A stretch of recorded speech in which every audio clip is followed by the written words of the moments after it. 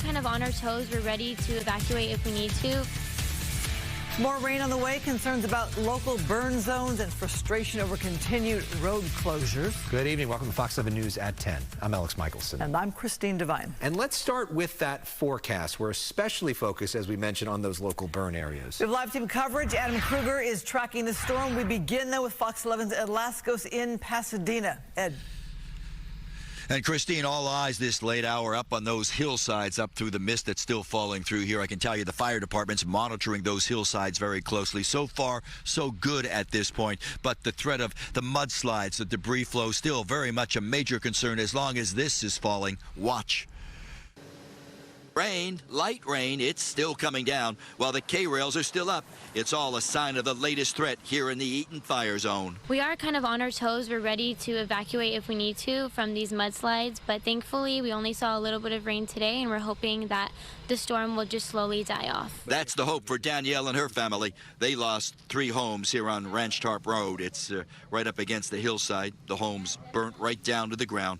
And after that wild firestorm, nobody here taking any chances with this latest storm. With the fires, we didn't expect that anything would burn. We thought the fire would just be put out. So with these rains, we're definitely not going in thinking, oh, it's just a little drizzle. We are prepared and we are ready for heavy rain. Prepared and ready, she says. So is this guy and many others. The sandbag still being picked up here near Victory Park off Pasadena Drive. Well, up in the foothills, even more K-rails rushed in here near Hastings Ranch Drive. A good 200 feet more brought in, stretching out an urgent line of defense against the mud and debris flows. It was determined that we need to add a little bit more to protect some of these homes from the mud and debris flow, because with it comes a lot of the toxins, the pollutants that are in these hillsides, that are in these homes. And that's what we really want to keep out. Keep out that hazardous material. Here, there's a real danger of it flowing downhill into the undamaged homes, and that's very much a major concern at this point, as the damage from the deadly Eaton fire is more widespread than you'd ever imagine. We know that there's a lot of burnt homes, we know that there's a lot of debris, and we know that there's a lot of bad chemicals. So we are concerned that because of the rain, this could push some of that into our homes. Now live, that is everybody still taking precautions, even in the last hour or so. Some folks coming by still picking up a lot of these sandbags here at this resource center over here right near Victory Park. And most of those are the folks who are downhill in the path of those debris flows if they let go from the hillsides above. And as one of the fellows was telling me, he's relieved. Not heavy rain at this point, but as he pointed out, still we're not out of the woods yet. For now, we're live here, Pasadena. Back to the west side we go. All right, Ed, thanks for that. So where are people going if they've lost their home in the Eaton fire? We caught up with a family in Ontario. It's been really stressful, mainly just stressing over my parents and like their situation. We've been at the Hiltons for the last 3 weeks. We're managing.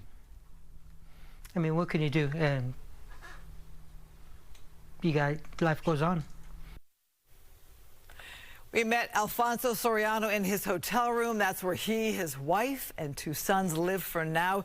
He showed us video of his charred home. Everything he and his sons were wearing today came from donation centers. They've got longer-term housing through 211 LA, a nonprofit partnered with companies like Hilton and Airbnb. Well, the Red Cross shelter at the Pasadena Convention Center is closing this week. It once housed over 1,000 Eaton fire evacuees. It's still housing nearly 300. The city of Pasadena and the Red Cross promised to help relocate everybody, possibly to Altadena. But some evacuees and leaders criticized the process as chaotic. Protests erupted over a lack of a clear plan this week.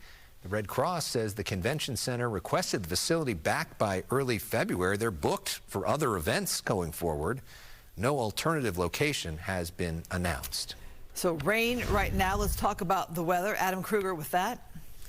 Well, of the 2 storms we're tracking this week, one is gone now. There's just this drizzly, misty stuff left over. That's going to happen through the night tonight. And with the first storm, we got out of it without any big problems. It was more so just a beneficial rain, as it was light to moderate and spread out over several hours. Again, though, tonight, some drizzly stuff will continue all the way into tomorrow morning. So there could be a wet morning drive. But again, not any real substantial rain coming down yet. It's the next system when we see the showers start to become a little more substantial. So that's going to be Thursday night to Friday morning. morning, and it's that next round where we're looking at, on average, about 1/4 inch to 3/4 of an inch. Some spots could catch a little bit more, like we saw with the last storm. There were a few spots that got up around an inch of rain, so that can't be ruled out with the next one. But again, we're thinking mostly light to moderate rain, which means we hope, come out of this okay without any big issues. There are no flood watches, by the way, posted because we don't expect it to be too heavy. Radar right now is not going to show much. That's just the nature of what we have with the drizzle and the mist. The water droplets are so small they really hardly get picked up on radar, so it looks pretty quiet right now.